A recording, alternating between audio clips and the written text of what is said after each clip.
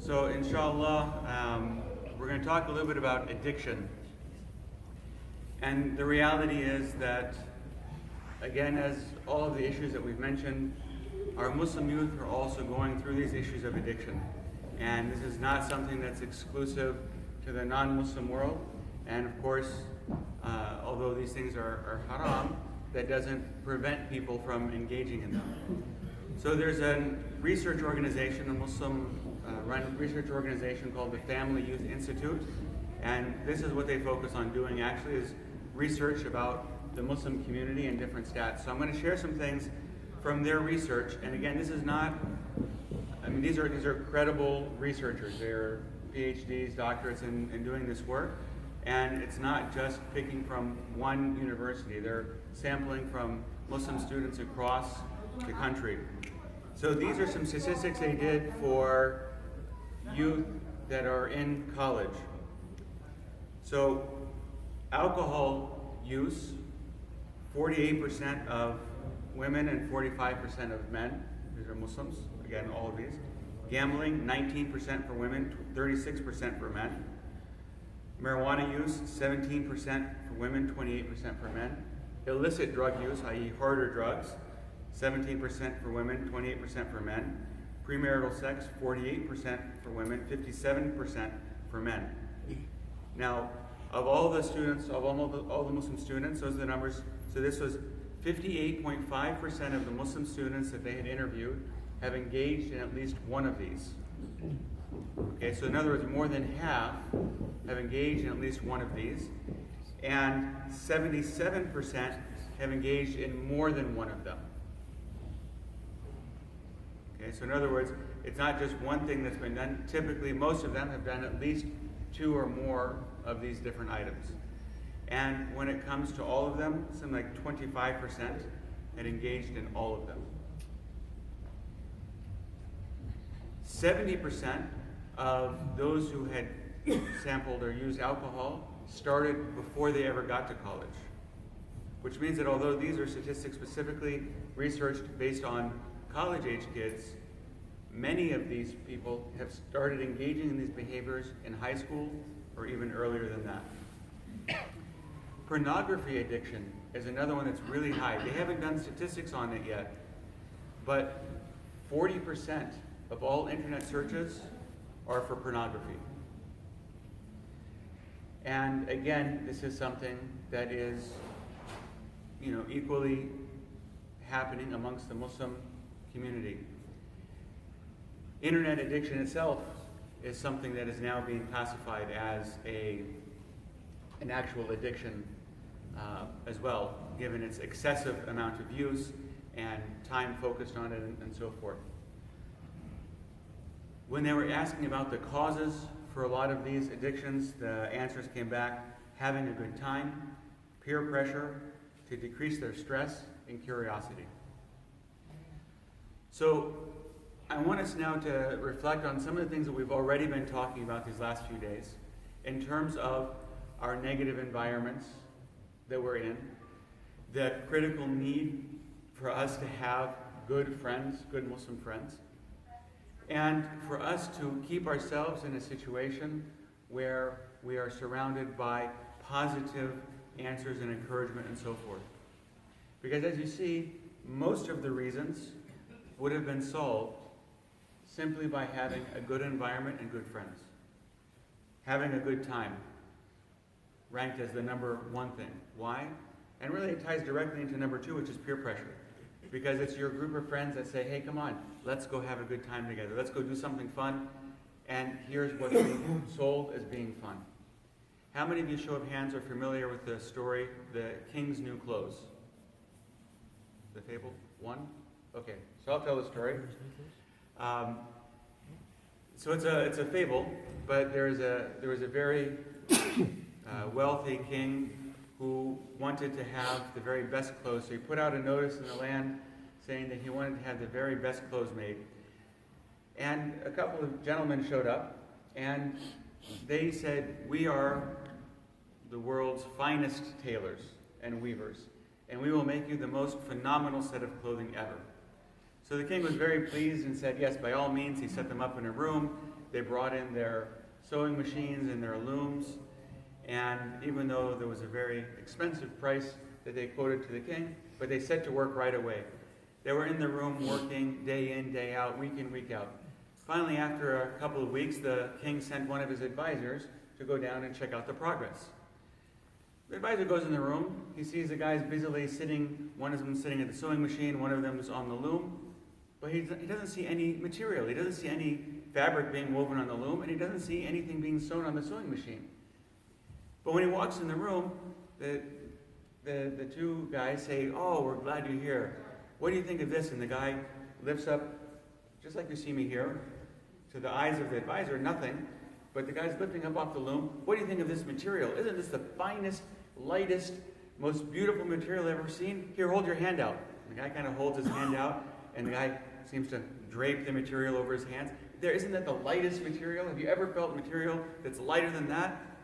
You know, and the guy is thinking, I don't see anything, but these guys are so convinced that it's there. So he's like, yeah, no, I've never felt material lighter than that. Isn't it so beautiful? Like, yeah, it's very beautiful. And then the guy leaves, confused. Of course, the king asks him, well, what did you think? You know, well, he doesn't want to seem to be a fool, so he tells the king, oh, it was beautiful. It was amazing material. It was so light and wonderful. Again, more time goes by, and every time the king sends an advisor or two down, it's the same story. They're holding up apparently nothing, talking about how wonderful it is. Can you feel the seams on this where I've sewn the two materials? Can't you feel the seams? Can you? And they keep going back, telling the king that yes, this amazing set of clothes is being made for you. And so finally, the king announces that there's going to be a big parade where they're going to show off the king's new clothes, and all the people are gathered in the street. And the king goes down, and the tailors welcome and say, oh, your majesty, please. They have him disrobe, and they say, now, please be careful. This material is so fine and delicate, and they're helping him into these imaginary clothes. And the king is kind of wondering about things, but he's looking to his advisors, and his advisors are all saying, boy, that's just an amazing set of clothing. Oh, we've never seen clothing so fine. And so the king puts on his imaginary clothes, and now he's going out on the parade, and everybody's out, and they're staring at the king as he's taking this ride down on the floats, and completely stark naked, of course. And all of the citizens are standing there and saying, oh, it's so amazing, look at the king's new clothes.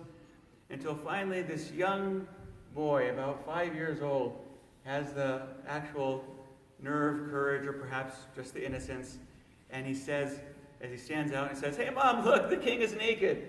And then all the people start laughing at the king, and he realizes in his shame that he'd been duped. I tell this story in this detail because there's a similar story being told, and there's a whole bunch of people walking around effectively naked, just like the king. And it's called Having a Good Time at a Party. Hey guys, let's go to a party, and we're going to drink lots of alcohol, and we'll get really wasted, and we really won't remember what happened the next day, and we'll wake up with a headache, and we'll probably be vomiting by the end of the night, and be really sick to our stomach, and damaging our liver, and we may kill someone on the way home as we're drunk driving if we even remember it, and we may engage in illicit behavior that we also don't remember because we're drunk. But tomorrow at school, we'll tell everybody about what a good time we had. And we go to school, and we all feel horrible about it, but we talk about what a good time we had. And then we sucker some more people in, and they come to have a good time too, and they end up feeling miserable, but they don't want to seem like a fool, so they go to school and talk about what a good time they had. And so the story keeps perpetuating itself. And the reality is, they're all being fools. They're not having a good time. They're going and they're doing things that are embarrassing, that are harmful to themselves, that are hurtful. Again, many times they wake up, they can't even remember what they did or where they were. But because the story being told over and over is, hey, this is a good time, we're having a good time, this isn't a great time, and people keep buying into it, foolishly repeating it over and over. So when they say that they want to have a good time, is it truly because these people are having such a phenomenal, amazing time? No. It's because they're being told, this is a good time, and let's go engage in this behavior, and we'll do it, and let's bring other people in and convince them that we're having a good time too. When we're surrounded by good friends, we can have a good time, and we don't need alcohol or drugs or things like that to help us relax and have a good time. We can just be ourselves because we're around people who respect us for who we are, who appreciate us for who we are, who enjoy us for who we are, who I can tell a joke and you don't have to be drunk to laugh at it, who we can sit and engage in positive conversation and we just enjoy being with each other's company. We don't need those other things to have us have a good time. So again, those are two of the biggest things, having a good time and peer pressure. But when you're with the good people, you're not being called to those things that are wrong. De-stressing. Stress for sure is a major issue in our lives. And to that, I would say we need to do what we can on our part to de-stress. In other words, don't wait till you get maxed out and then you snap, the proverbial going postal, but rather just do what you need to do to de-stress. Get a massage, take a hot bath, spend some time in the masjid, read some Quran. And for those of us that are parents, look early for signs of stress and don't add stress to your children's lives. That doesn't mean don't parent, and we'll talk about this in some detail tomorrow, but it does mean that there are things that we can do to lessen the stress on our children by not putting unrealistic expectations on them, by acknowledging some of the other issues that we've been talking about as being real issues in their lives, and by facilitating things that also provide them ease and goodness and so forth. So, de-stressing, again, is something that we can do easily, naturally, and we don't need to turn to illicit substances and haram behaviors to try to de-stress, because ultimately, those things only cause us more harm and more stress, because we know that Allah hasn't prohibited anything except that it's harmful to us. Everything haram is harmful to us. Okay, and it's important that we understand that deep down. No matter how much pleasure you may think you're taking out of it at the moment, ultimately, it's harmful. Sometimes it's immediately harmful, sometimes it's harmful over the long range, but it is always harmful. So you will never de-stress by doing something haram. Even in that moment, though it might feel good, it will only come back to haunt you, create more stress and more problems in your life. Finally, the issue of curiosity. Again, this comes because we don't want to talk about things. We don't want to talk about sex. Don't say anything about it. Let it be a surprise for your wedding night. It's not meant to be a surprise. Now, again, this doesn't mean, because people love to go to extremes, it doesn't mean that we have open viewing sessions and that we talk about it irreverently and, so tell me about your experiences. Oh, I see, right? So we don't do that. Okay, we don't do that. But we do talk about it in a respectful way. We talk about it in a factual way. With the deen, there's no embarrassing topic.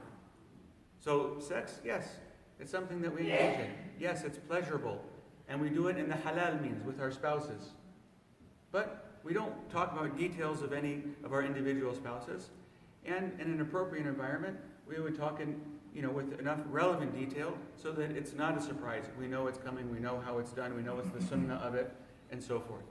So there's nothing shameful in it, and we talk about these things in an open way. So when we can talk about things in an open way, it reduces this curiosity factor of, oh, I wonder what it's really like. Because we can talk about it in a meaningful way and share things in a way that is educational and perfectly halal. Ultimately, a few comments in terms of solution. For those that have already become fully addicted to these things, okay, and again, because people have tried it once or twice doesn't mean they're addicted, but oftentimes what happens is we commit a sin and then shaitan convinces us, well, if you've already done it once, what's the big deal? You might as well do it some more. You're already going to get punished for it. You might as well engage in it some more. Right? That's how shaitan likes to guilt us into doing it. Or the fact that if you feel guilty about something, do it more and you'll feel less guilty because you just ruin yourself more and more. And so shaitan has all sorts of traps that convince us why it's okay or why we should or why it's not a big deal to re-engage in it.